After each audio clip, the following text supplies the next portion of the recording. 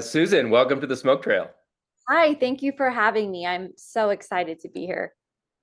I'm super excited to have you here. And you know, we met through I went to your retreat and you and Sarah's retreat in Sedona, and I'd been following your work before that, but we got to spend a few days together with a great group and experience some of your modality of healing and connecting with the fifth dimension and quantum and talking to our inner child. And I thought it would be really cool to expose the Smoke Trail audience to a little bit of that modality and what you've learned along the way, and just have a conversation around it.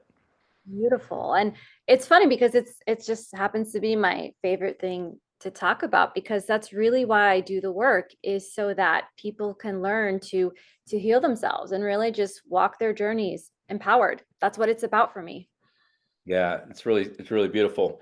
And my sense is you're doing such great work, and you're really helping people. And it's a different concept than a lot of maybe mainstream people would understand. So maybe we could just talk a little bit about that. Like, what is quantum healing? How do you define it? What is when I say fifth dimension? And what are we talking about? Like, what is it? Yeah. And that's a perfect question too, because also when people sign up for sessions, sometimes I'll work with someone who's done a lot of different healing modalities, or it's their first time doing energy healing. And so my particular modality, it's called quantum sphere healing. And what I'm doing is accessing your personal universe through the quantum. And we refer to this work as just, or really the field as the everywhere and everyone. Okay. Multiple, just think of infinite possibilities and timelines. And so when I work with a client, I work with their higher self, that higher aspect of them, guiding them through this session. And so the reason I work in the quantum is that's where, fifth dimension and up, well, these are the realms of the higher self. And so my modality is a mix of traditional shamanic healing with this sound technology that helps us access the quantum field. So as you saw in retreat, we get into the gamma brainwave state and we journey up into the space. And the reason we go here is we've got this bird's eye view perspective of our lives. And so I call in higher self to this field. And so what better way to really perform a healing on someone than go directly to the source, which is them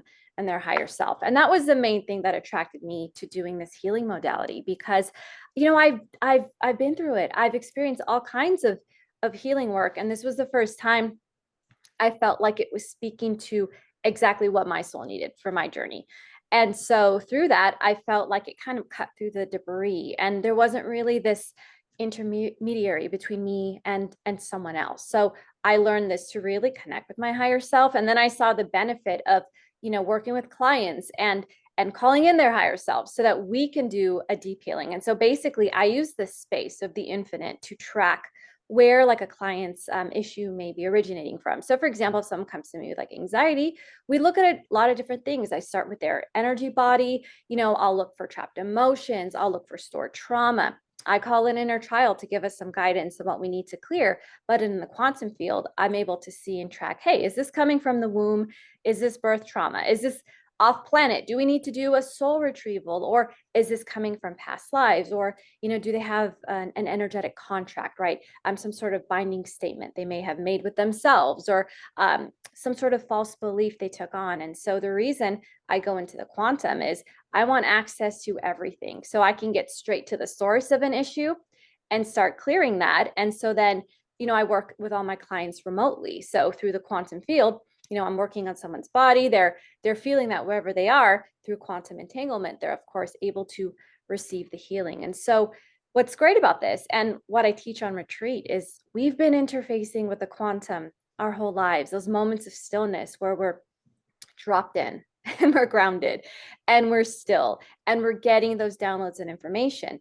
That's what I feel like we've been disconnected from. So part of the sessions is to remind my clients that they can connect to this space too. Obviously, I'm doing my job was to make them feel better and create the process. But then, I leave them with different tools, grounding, as my core essence exercise too that we did on the retreat, so that they can further connect. And so to kind of, yeah, summarize that, we go into this field of information to get what we need, learn about ourselves so that we can anchor that here on earth and thrive in body. It's not just about these concepts we're talking about on some sort of higher level. We're learning about ourselves, we're feeling the healing, and then we're, embodying it here, in, just on our journeys. Yeah.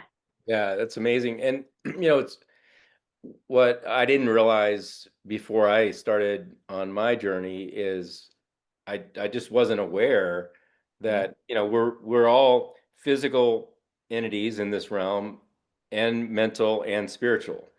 And you're really connecting the three when you're doing this in the quantum and going right to the spiritual, which, the physical realm, my understanding, so, correct me if you don't, if you see it differently, but it's really the output. It's like we're dealing with the results. Mm-hmm. And but the core underlying things are what's happening at the mental level and higher, what's happening at the spiritual level, and we're just kind of dealing with the output. So a lot of modern medicine, a lot of current thinking in like certainly the West, of healing is really about symptoms. Yes. It's like whack-a-mole. It's like trying to put, deal with symptoms, but it's not dealing with these underlying issues, which really that's what you're connecting with. Absolutely. And that's exactly how I would describe it as well. And, a lot of my healing journey was going through some medical issues and symptom chasing and, never figuring out, oh, why, as a kid, why do I have tonsillitis, or why do I have all these certain issues and diagnoses, or whatever, is going on with like digestion and stuff. And so through the inner world, tracking where I have trapped energy and emotion in my throat, where I was afraid to set boundaries or speak my truth or express, that was manifesting in so many of those things. And so, and I'm not someone who walks around unaware and doesn't think the physical is real and these symptoms are painful. But through, I know, my spiritual awakening and journey, it's like, what's going on inside? What's the deal with your subconscious? What have you been holding on to? And we see it though when we do this kind of work. We physically feel better. And then we see, oh, that was the output, which I thought was the only reality. But then, as we know, we go with it and then we resolve things and we feel better. Yeah. So that was just my experience of it. And that's what drew me to telling people about it, or even in this line of work. Yeah, no, it's really powerful. And you have some issue, anxiety or Yeah. some kind of ailment, and we can take medicine. And this is not to say like don't do all the good things you can do in the physical realm, eat right, exercise, all the things that like anyone who's paying attention like knows, like there are things that are better for you and not and less good for you. And Yeah. even modern medicine, like there's things that can be helpful, but if you aren't solving the higher issue and Mm-hmm. putting your conscious awareness to it to resolve it one way or another, whatever modality, then it's going to pop up somewhere else. Like you might solve one thing with medicine and then, okay, I fixed that, but then something else is going to pop up. And unless you resolve like the higher level, it's like it's going to keep manifesting. Oh, I agree. I think we're here to really kind of be masters of both those worlds and learn how to walk, in between both. Like that's what shamans do. We understand we're in the third dimension and there's consequences if, we put our hand on our stove. Like we get that. But then at the same time, it's like, am I looking at something from all perspectives? And I know that that's what I try to do when something happens, or, I've been in situations too where I've been let down by Western medicine, but then I've also sometimes had to use it in some sort of emergency situation, right? So when we don't have any of like those judgments, but we understand what's motivating or what's behind something, and we get the awareness. How many times have we had things that really kind of wake us up?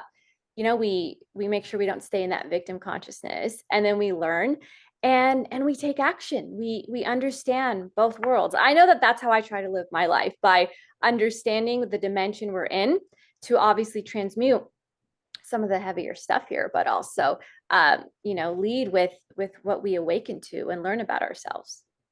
Well, I also found it really cool to like hear a little of your story, and I wonder if you would share, you weren't always quantum healer, master Yeah. of the universe.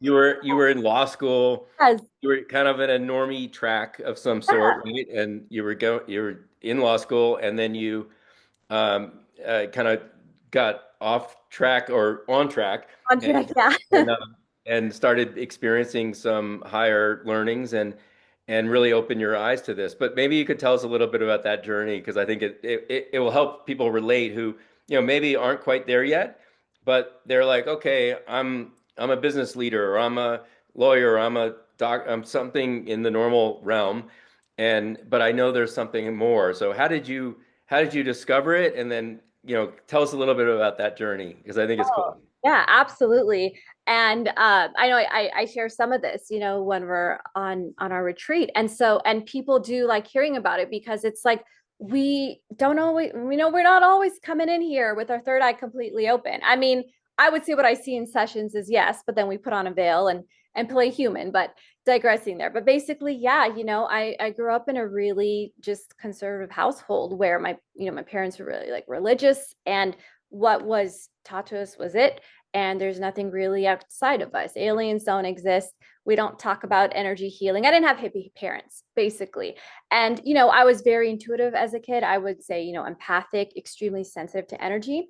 And, I could definitely perceive energy. And I was always just fascinated with outer space. And I wanted to be an astronaut actually when I was like a kid. So Oh, that's, yeah. Okay, there you go. Like there was something about the stars, right? And so it's funny now because now I say, well, I explore inner space for a living, but that's the world I lived in. And then I decided that I was going to go to law school and do entertainment law, and that was the track to be. I wanted to be in music law, and when I was in law school, I like worked for a record label and stuff. And so I saw that world. And what I was doing pre spiritual awakening was, looking at music contracts and, looking at ones where I was like, this isn't really fair to the artist, but I guess I took out all these student loans and I guess this is the job I chose. And I guess this is my life. And it was like that moment, when my spiritual awakening really started to happen. It was kind of like, oh, is this it? Do I even want this? Oh, well, took out all these loans. Let me just block that out and go on with my life. And then it was like, it felt like completely out of my control because I did start to kind of perceive energy. And part of me was like, just, logical mind. I was like, is this from like 12 hours of studying in the library? Like, am I losing it? Like, why am I sensing things and feeling a presence here and there? And, I'll see energy look like grids and certain things. And, my partner at the time was well versed in this information, this world. But I was just like, you know what? Like, I just want to graduate and be a lawyer and live my life. What my simple life. Well, I know I'm going to get a paycheck and I'm just going to do the thing I went to school with. And I remember it was my last final. It was wills and trusts. And I woke up to myself just hovering over my bed and seeing a gray alien telepathing to me, telling me it's all going to be okay. And I'm kind of being landing back. And I knew it wasn't a dream. And I look at the clock, and the first thing I thought was like, oh, good, I didn't miss my final. They brought me back in time. Then I went, whoa, that was a weird dream. Blocked it out. Went on with my life. I graduated months later. I'm going down the elevator in my apartment, and the drop in floors, I was on a high floor, I think mimicked my soul or consciousness being put, my consciousness being put back into my body. And it all came up. I remembered it clear as day. And, I was telling my partner, and she's like, yep, you're abducted. And from that moment on, I was like, oh, okay. Now, listen, I wasn't scared or anything, probably because I didn't remember anything. Point being, that just blasted that whole world open. And after that, it was continuous metaphysical experiences, hyperdimensional experiences. And like I said, this isn't stuff I ever thought existed before. And I kind of went on my life. And then, I at that point in time too, I was like, okay, this is the path that I'm choosing. And then I got like really sick, and I had all these weird issues that Western medicine was only making worse at the time. That was just my experience. And I had a friend go, oh, my mom went to this shaman. She really helped her. And so I was like, okay. And at that point in my life, I was really into shamanism. I was reading because of all the experiences that happened to me. I had a high resonance with like Carlos Castaneda's work, and in his book, The Active Side of Infinity, he talks about some of these beings that I started perceiving. And I just chose that book randomly. I was like, let me find something randomly, right? Random, Yeah. right? And so I started really studying that world. And then I attracted this shaman who really helped me, and I started to get physically better. And then she basically said, "Hey, I've created this new healing modality." Because I was just doing her shamanic traditional work that she combined with sound tech to access the quantum, which is what I do. She kept inviting me to go to the seminar to train me. And I was like, no, I've never done healing work before. And I kept kind of like pushing it off. And she made it very available. And I mean, I just had student loans at that time and I wasn't working and I couldn't even afford to go to it. I said no. And then, like 2 weeks before the seminar, I got into this really weird car accident where someone hit me in a slow moving parking lot. It didn't make sense how it happened. And I ended up from insurance just getting the same exact amount of money needed to go to the seminar and learn how to be a healer. So I said, okay, universe, I'm listening. I did it. I began the training, instantly was perceiving things I'd never perceived before, but I knew what it was. I saw my higher self clear as day. The people we were practicing on, I was like, you guys can't see that? Like it was, it, it was so natural and real. And that was the first time in my life where I was doing something that came easy for me, but I loved and was thrilled about. I wanted it to be the way in law school. It wasn't.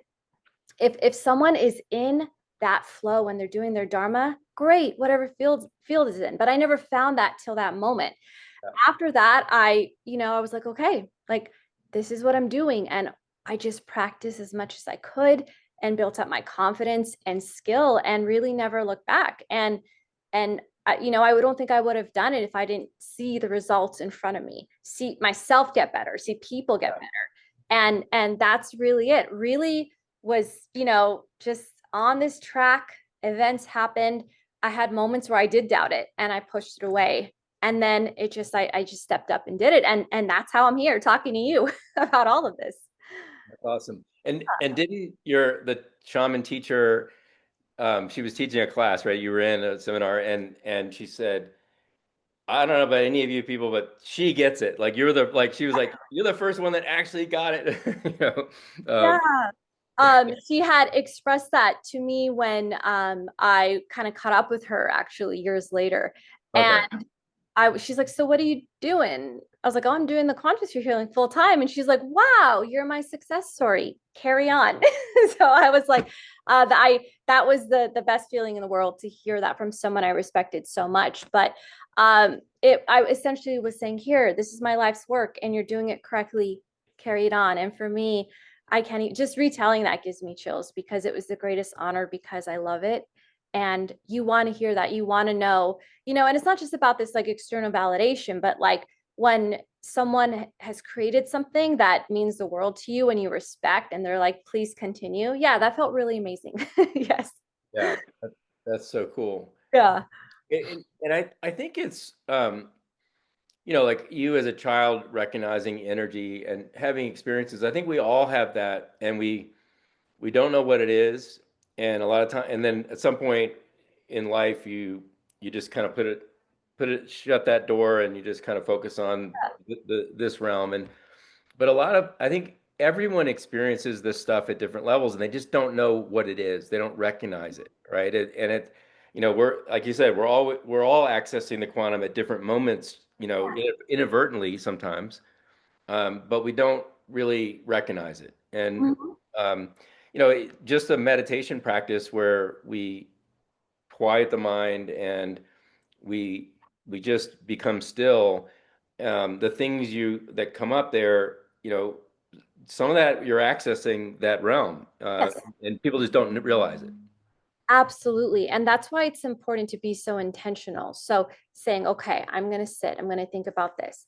I'm setting this intention maybe to interface with the quantum color and higher self, but also know how to feel. And when you recognize that stillness, that's a good sign. Now, sometimes it comes over you. You're not even trying to. Have you ever had moments where you're thinking about something, realization, and then you feel that and you connect? And so that's what's like the important guide too, is like, the more we heal ourselves and say we've numbed things out in our life. I was not like growing up like emotionally intelligent. I thought being stoic meant being strong. So a lot of the things I shut down, I wasn't really listening to the emotional body and like feeling myself.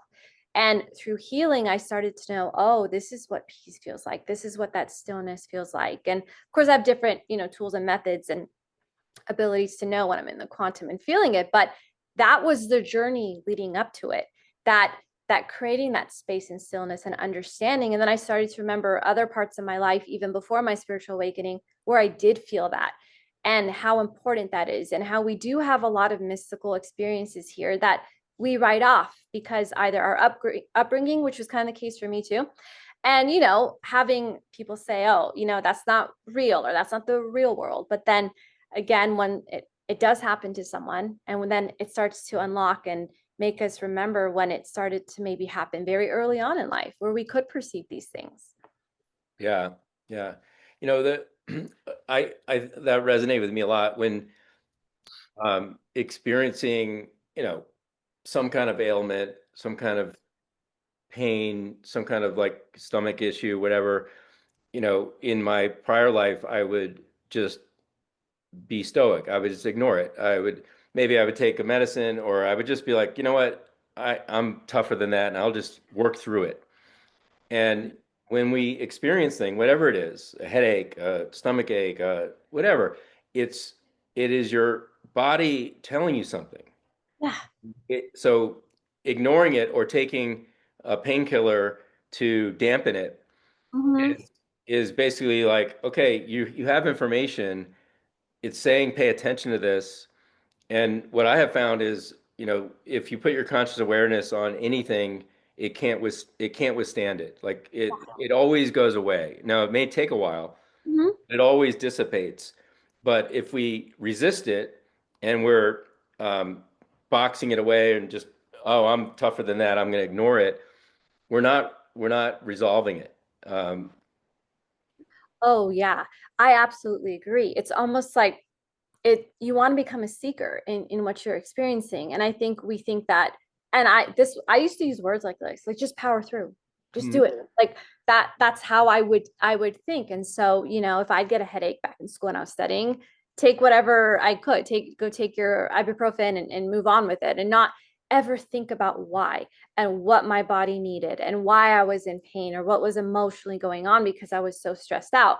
And I felt like strength meant just being tough and powering through things. And then when you actually, and I like what you said though, sometimes it does take time and seek and go, okay, what's going on with me? What's underneath this? Why do I feel this way? Just bringing our conscious awareness, you're when you observe something, the energy changes, and that's yeah, what we're doing. Yeah. yeah, yeah. And that's one of the learnings I've had is that, every emotion that we feel, every thought we have is just it's an energy. And if we don't label it like, oh, I have a headache or I'm feeling anxiety, instead of calling it anxiety, I'm feeling an energy. Mm-hmm. I used to call that anxiety, but it's just an energy. So don't label it, because you're basically giving it a life by naming it, and sit with it and ask the question, is there something I'm supposed to learn? What am I Yes. supposed to learn from this? And just by pivoting your reception of that energy, in my case, in most cases, it just dissipates. It like goes away. Or maybe some knowingness, oh, like, oh, I'm supposed to deal with this issue I've been putting off. But either way, it goes away. Yeah. And I think it's really important that we are talking about anxiety, because that's like, if say someone's sick and so they go into the ER, they don't know what's wrong with them. The first thing people say is, oh, you just have anxiety. And I know those feelings are real. I've experienced it. But one of the first things I learned working with my shaman, she's like, we'll just call everything anxiety, and it's so normalized, and it's not normal to function that way.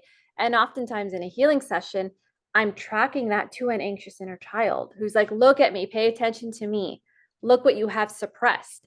That's oftentimes where I see that.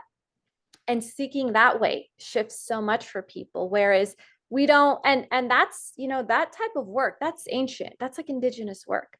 It's that's the normal way to go about why we're feeling things. But it's kind of been reverted to, no, you need to be on this medication and then calm down and then maybe just think about it. And so that's why exactly what we're talking about with anxiety. And I know you mentioned before, or have had conversations about things we've overcome and going, oh yeah, I was anxious, I was this, but then we take on the inner work and then we see it shift. And that's why so many people, I think, are talking about that now, because they are seeing that, yeah, like we really do hold the key to our healing. And it's difficult. When I'm feeling anxious, I drop into, okay, and I talk to my inner child, put my hand on my heart, I go, what do you need? What do you need? And I go into that space, and I do feel better. I notice my breathing starts changing even without intentionally doing a breathing exercise, because I'm processing it from within and then seeing the output, so to speak, like we talked about. Yeah, that's I think really for me fascinating when you talk about the inner child, and maybe we could talk about that a little bit. You often encounter in your client work Mhm. a 7-year-old version of that person, right? Like, is that the usual Yeah, age?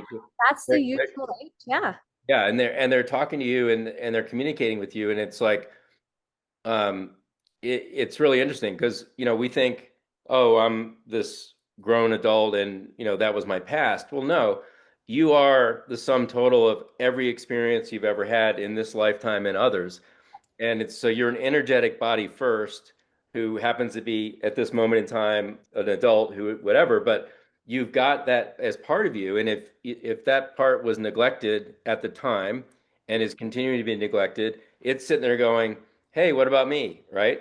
absolutely. And that's why, going back to why I practice quantum healing, because that's what it's saying. We are, when we're performing the healing, we're outside of space and time, but then we also know the man-made construct of time and it not existing. So if all these things are occurring at once and you're feeling this, what better source than that childhood self, whether it's the part. So usually 7 and 8 comes up because that's really when what I've seen in the work is we're kind of formed as when, like, we start to understand maybe what the world is, a worldview, or we have our parents' programming. So we're starting to really remember and record. It can happen sooner, usually 7 or 8. That's when the inner child shows up. If we're looking at, say, like a chakra system, that would align with the root. So that's usually when they want to express those types of safety needs. I've seen, the inner 13-year-old need to come up, or very much I've worked with, someone's like 12-month-old aspect has brought in something that they need to. So with that said, though, yeah, that aspect is coming forward to say, hey, it's coming from here. And if you remember and look at this, and maybe we integrate this soul piece, you won't feel as anxious. And the age 7 or 8, like I mentioned too, that's usually the time too. What I've just noticed in this work is, like, when we think about when we're kids and we're in our imagination and we're excited, we are perceiving so much. Usually I find kids are like remembering their past lives, or they're really connected to nature and spirit, and they're in this space when they are actually, I think, interfacing with a lot of these higher dimensional, whether it be beings or concepts. And then they're told, stop it, you're in your head, this isn't real. And in a sense, they kind of like turn off their magic. And I felt like that's what happened when I was younger and I wanted to be certain things and I was interested in space, and I was like, no, no, no, stop, get real, you're going to be this. So really, that age likes to come forward in sessions, because it's like, remember what you cared about, what mattered to you, how you felt. And oftentimes people find when they do inner child work, they're not just healing, their whole purpose or career path changes, because they are getting in touch with that self that felt really pure. And it could be a self that existed before programming, before certain traumas, whatever it is, there's a magic to that. And I think that's why consistently in my work, that's what I'm seeing. Inner child comes forward, usually in the throat center, because that's where so much of our power is suppressed. And they let me know what's going on, what happened, what they need to hear from us, which now we're their parent, right? How we can support them. And then the more people do this work, they realize they can actually ask their inner child for career advice, for anything else, because that's that bond. It's like you've got this really, I think it was like the heart of who we are starts to come through. And that's what I see in sessions when I'm clearing certain traumas from the throat.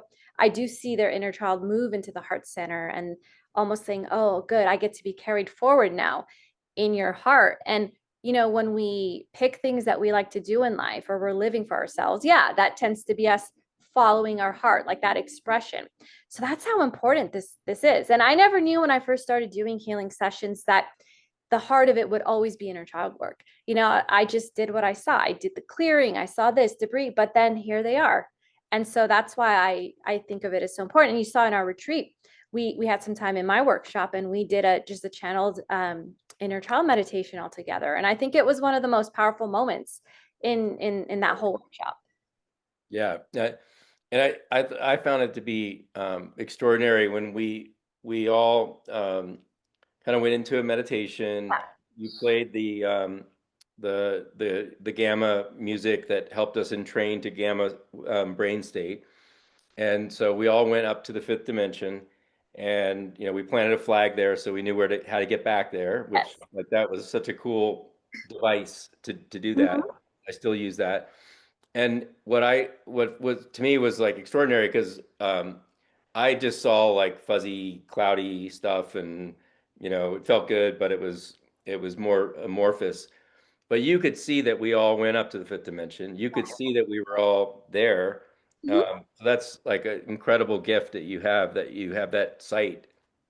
Thank you. And I so appreciate that because when I was first, I was doing my healing sessions for years before I was teaching, the workshop and stuff on retreat. And so when I knew that it would translate, that I could hold that space and take our retreat groups up there and so that they can learn that technique, it unlocked for me just it feels like a new, I don't want to just say like purpose, but in a sense it just felt like this is the next level. We learn something, we master something, we share it, and then I just feel like if enough of people in this world have those tools where they have that space to connect to and heal themselves, that's the ripple effect that I want to leave. um Yeah, no, you're definitely having that ripple effect, I think. And the more people that learn about this, just being exposed to it, first of all, which is one reason we're talking, is just yeah. to expose maybe some of this audience is, yeah, it's probably varied, but a lot of leaders and business entrepreneur kind of people who maybe have touched on it but are really not comfortable with these topics yet and haven't experienced it directly. And so it's real.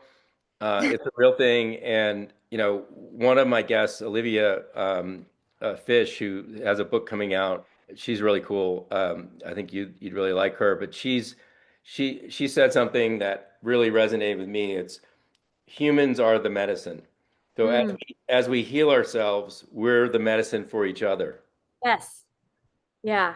Oh, that 100% resonates. And that's literally what I saw on my journey. And then, when cuz post retreat too, a lot of people, as you know, who attend the retreats, like they're energy workers themselves, and we learn from each other, and then we take that in just our everyday life. And what's really interesting too, though, is just like with your audience, I never expected the type of like clientele I would have. When I started this at the beginning, it started off so word of mouth, and it would be other people in this world, but in the energy healing world. But majority of my clients are like CEOs, lawyers, therapists, psychologists. Like it's like the way that energy work speaks to everyone and helps them. And I mean, I hope I don't butcher this, but there's some sort of saying, right? Like even with astrology, they say something like, I don't know why I can't remember now. Like millionaires use this, but like billionaires use astrology. Like our the world of like understanding energy,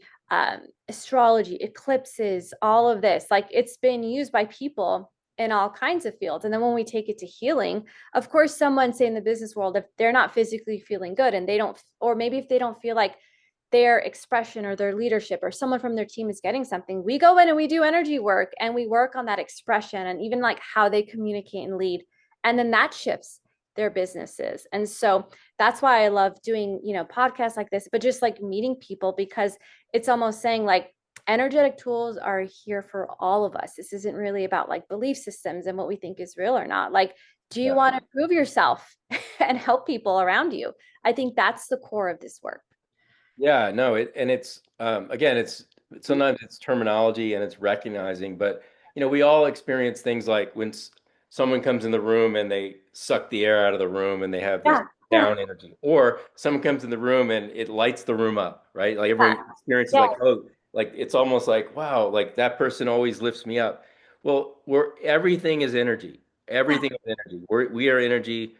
Everyone is energy. Our thoughts are energy. Our emotions are energy. So as we get more, maybe it's it's skills and it's learning of how to understand the energies that we're dealing with, but also how to transcend energies, how to kind of elevate ourselves so we're not simply mechanical, animalistic, Yeah. responding to stimuli that are outside of us, and we're able to, create a gap between stimuli and response where we choose how we want to respond.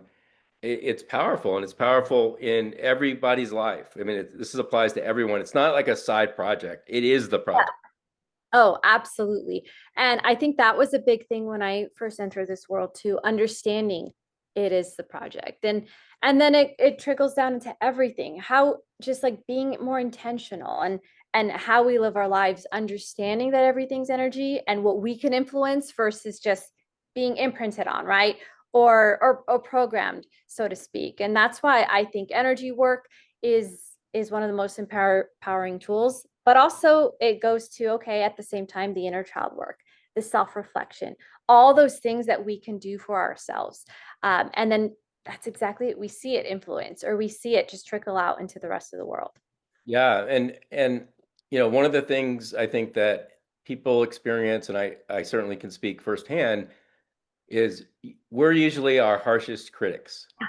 So that inner dialogue where you're being so hard on yourself because Mm. you didn't do something you thought, or things didn't, something didn't happen, and you're just people run around beating themselves up.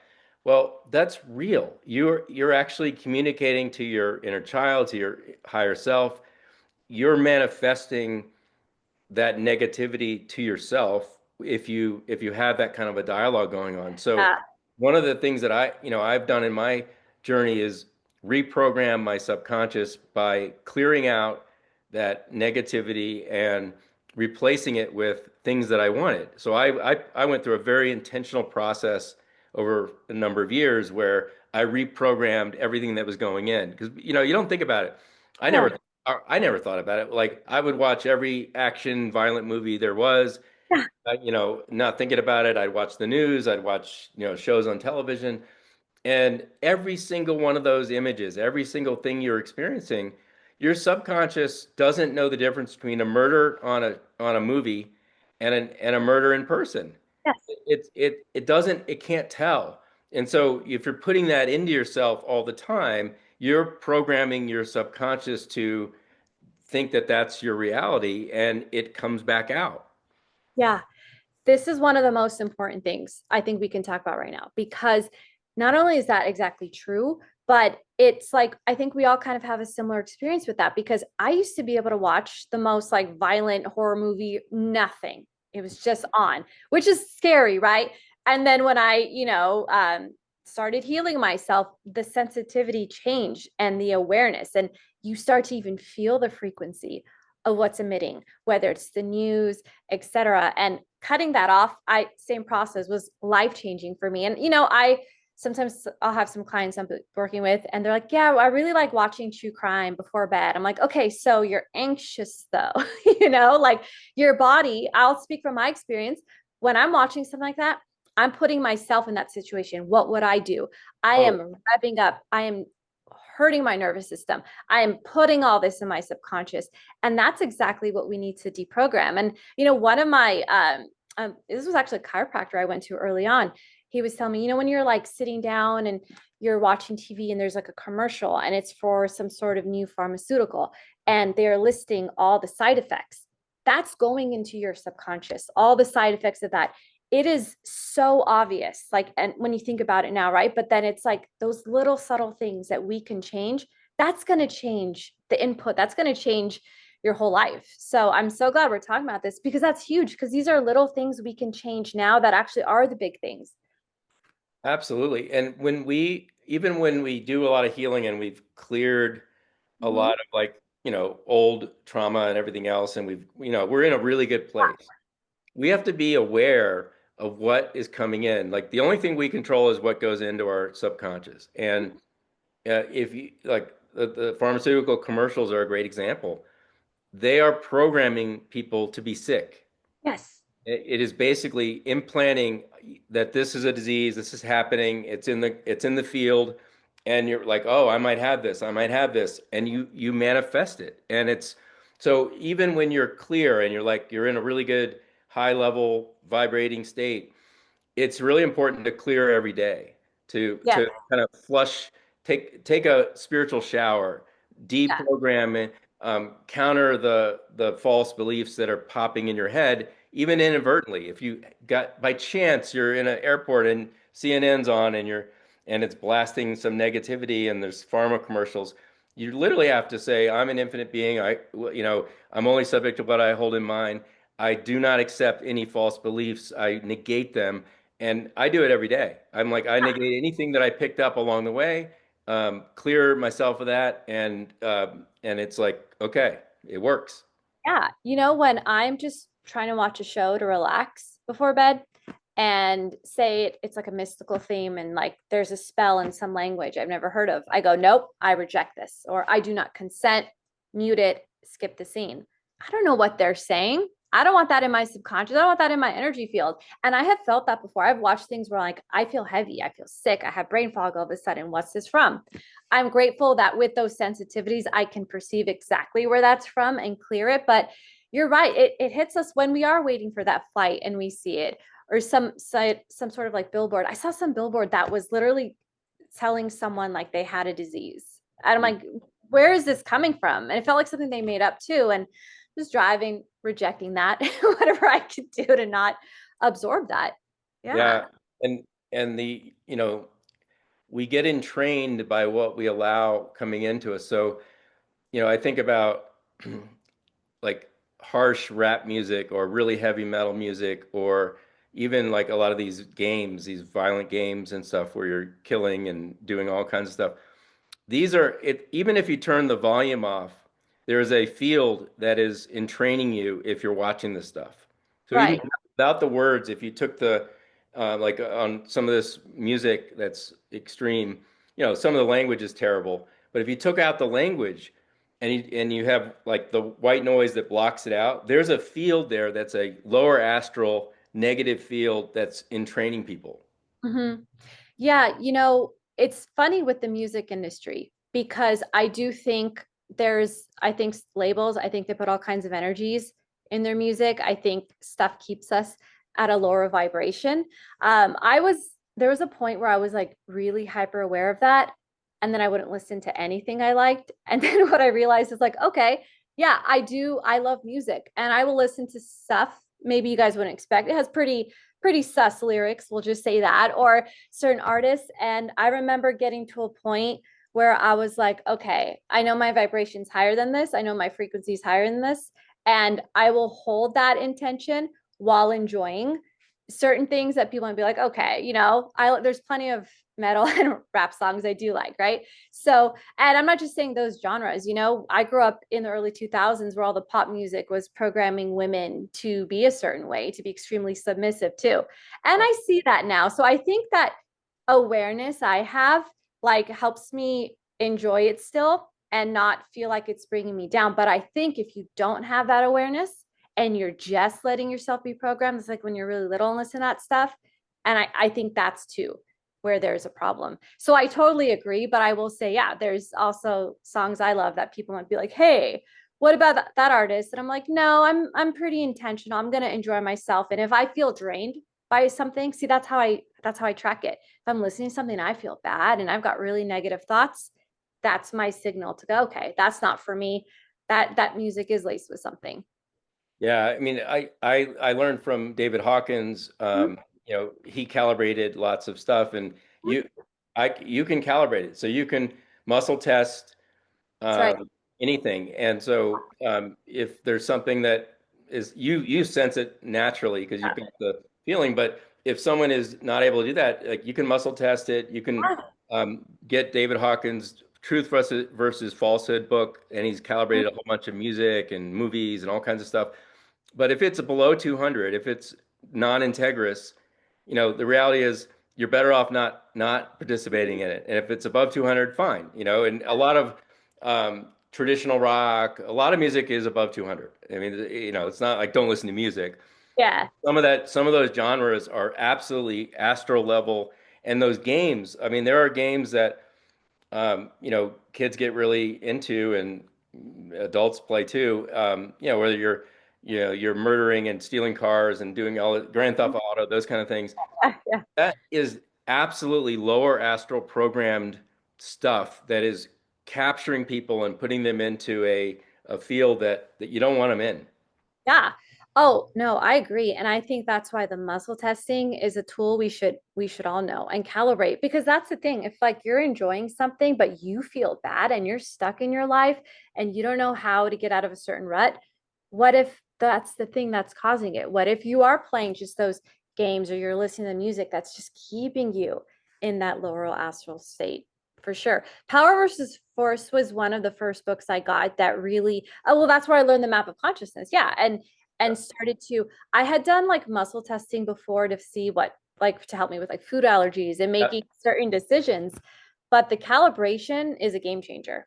Yeah. Game changer. And it's not available to everyone, but it's probably available to everyone watching this because you've got to be calibrating above 200. You have to, with integrity to Yeah. access it. But if you are, you have access to literally any question in the universe, as long as your Mhm. intentions are good. Yeah. You have access to that information, and it's extraordinary. Yeah. And I mean, even with, I'm trying to think too, like with certain, not just with like horror movies I watched too, but with the calibration, it was like helping me go, do I want to go to like this event? Do I want to give my energy to this? Um, I've used it to test so many things.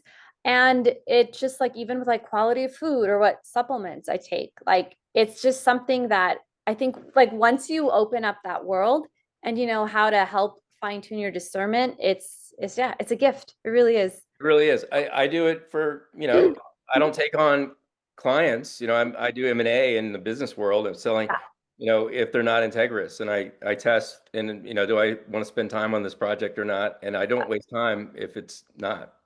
Yeah. Oh, absolutely. I've learned throughout the years to how to like kind of screen my practice too, because sometimes we don't think about that. Like when we're taking on clients, if you're in business or an energy healer, people don't always have um, the best of intentions, or you're maybe just taking on someone who doesn't want to heal, but they want to just be on the phone or whatever it is. Like these, I feel like everything in this reality is teaching us how to fine tune and really create that strong discernment, and it's going to show up in what's immediately in front of you. Yeah. Awesome. Well, anything else you want to explore or talk about? I think these are like so important topics, and I really, I think you're helping so many people, and the more people that learn about this and experience it, the better we're going to be as a world. And I mean, there's this camp that says the world is the way it's supposed to be, everything is exactly the way it's supposed to be, but um, also, we're supposed to be elevating our consciousness and helping each other do that. So, if we're working on ourselves and we're helping each other along the way, I think that's important. It's not trying to change the world.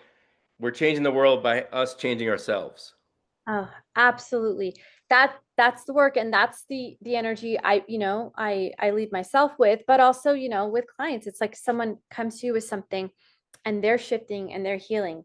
The effect that that's going to have on the world, it is about just going within, healing, Yeah. shifting the planet frequency wise that way. And sometimes we don't even know we're doing it. Sometimes it's like those acts of kindness when you're out in public and say I'm not in session mode and I'm listening to someone who I'm talking to something in line with, and the power that we have to shift anything is so important. And so that's why I'm glad today we had a conversation not only about those things, but now with this last thing we talked about reclaiming the subconscious and what the input is that goes in, and being discerning and going through the journey that way and sharing it. So I do think sharing these experiences is also that big thing that we can do, that sometimes it might feel like the biggest, it might not feel like the biggest shift, but literally having a conversation like this, just this right now, that shifts. And so Yeah. I feel like that's, I guess, one of the big takeaways I've learned throughout my journey, and that I always just love talking about, because look at how influential we all can be just by being ourselves and having a conversation about something really real. It's so true. And lest anyone become um, disheartened or, you know, focused on all the mayhem in the world and everything, a very small number of people elevated at a higher level of vibration counteracts the negativity of Yes. tens of millions of people. So Mhm. because of the way it works, and every movement up is a log scale, and Yes. it is such a big factor that someone who's calibrating at love at 500 or unconditional love at 540 counteracts like 10 million people who are below 200. So everyone makes a big difference, just every little thing. That's, when we hear a phrase that sometimes sounds cliche or cheesy, like it's real for a reason. When we say you change yourself, you change the world, that's exactly why. That's Mhm. literally the mechanics behind it. And that's why it's so important. And that's why it's so important too. Like, think of when just say you don't have any healing tools and you manage to talk yourself out of a rut, a panic attack, some sort of depression, and you self heal, you find a way to get through something. Look what your frequency did and look what it's emanating. And then you share that with someone. That's Yeah, the smallest scale example. And then think of that people then who have the tools for that or who express it, or us just talking about that now. That's what it's about. And that's honestly the thing that gets me like excited for life. Like when I'm down and I hear something, there's so much like you hear about the state of the world. And it's horrific. And we're not turning a blind eye to things. But then when you see people healing in front of you in real time and you see what's shifting, you can't ignore that. Yeah. yeah. And I my personal belief is that just as all the thing, like I wanted peace and love, and in my journey everything that was in the way came up, and I had to go through it, right? That's what's happening in the world. Mhm. So the all the turmoil and all the mayhem is actually the earth, humanity, the things that have to be healed are coming up and they're becoming surface. So you can no longer be a lying politician and get away with it like you could. You can no Yeah. longer be disingenuous and not integrous in business and get away with it.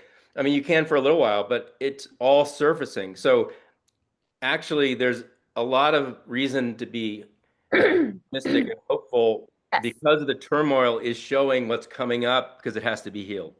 Absolutely. I think the dryness in my throat was literally coming up as you were describing that. I was like, sorry guys, I was like clearing my throat. Absolutely. I think there was a time where all of that was suppressed and exactly what you said. People, it felt like they could get away with it, right? Those lying politicians, etc. They could for some time, but then it comes up because it's directly mirroring where we are in reality and consciousness.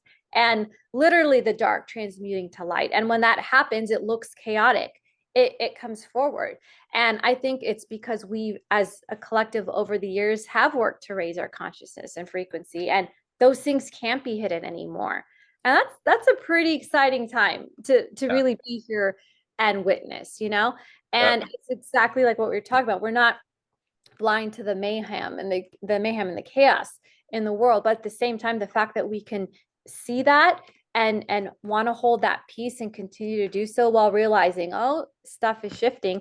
That's really what we talk about when we say we're going through a big shift or a timeline shift or such a process, whatever terminology we want to use right now. It's right in front of our faces. And I think the more we commit to our truth and healing ourselves, because I think what we're seeing externally is our individual work of looking at our own shadows and healing. It's just happening on such a grand scale. And now it's like, it's out there. We can all see it. Yeah, and to that point, we can see it and be the witness, but don't engage in the polarities. So Mm-hmm. it's really important not to get sucked into the this side or that side. I mean, look, there's things that are, we have preferences for, and like we might like one way or another, but the reality is a lot of the political battle, a lot of the fighting you see is to keep people asleep. It's to keep them engaged with fighting each other as opposed to elevating their consciousness. And Mm-hmm. you can be aware of it and be compassionate to this stuff without engaging in it directly and not being sucked into the energy of it.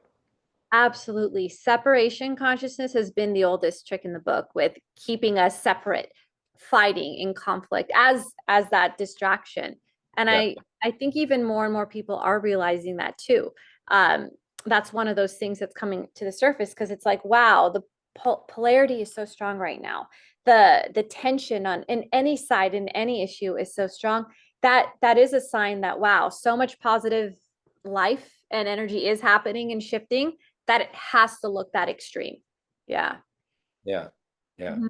Awesome. Well, Susan, thank you so much for taking a little time. And this was, I think, really a good conversation. I feel honored to have you as my guest, and I hope we could do it again sometime down the road, and share more learnings as you're going through your journey, and I'm going through my journey. Absolutely. Thank you again for having me. It was so great to reconnect again and so wonderful to be able to meet your audience. And I would absolutely love to come back. Thank you. Awesome. And if people want to get a hold of you, if they want to, try to get some healing or connect, I can put that in the show notes. But is there a best way that you like to receive information? Yeah, absolutely. So if you want to book a healing session from me, the best way is to just contact me through my website. It's quantumspherehealer.com. And I have a session booking form for anyone to fill out, and you'll automatically be added to my wait list, and we book from there. But I do my monthly live streams on my YouTube channel. So actually, next Sunday or whenever this comes out, usually the last Sunday of the month is when I do these. I present the energy for the next month. So my YouTube channel is just at Quantum Sphere Healer. So that name is, of course, my healing modality. And I have my monthly energy updates, but also that's where I have my energetic tools. So if you want to learn how to ground yourself, do inner child work, I've got inner child videos, reparenting videos, how to meet with your higher self, grounding, core essence, all that. I have all those resources on my YouTube channel. And then, of course, my Instagram is just also at Quantum Sphere Healer. And, I post daily on that and interact with you guys on there too. So that's where I am. That's where you can find me. Awesome. Well, thank you, thank you, thank you, and keep up the beautiful work you're doing, and all the best to you. Thank you. You too. Appreciate you.